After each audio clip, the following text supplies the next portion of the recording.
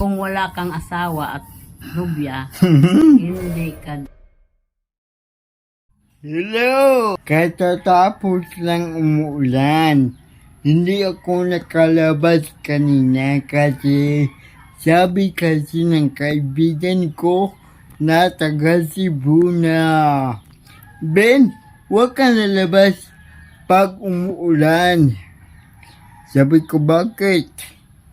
Kasi kung mabasa ka, dadami ka. Totoo ba yan? Nandiyan si Mama o nandyan. O, tatanungin natin. Oo, tatanungin natin siya.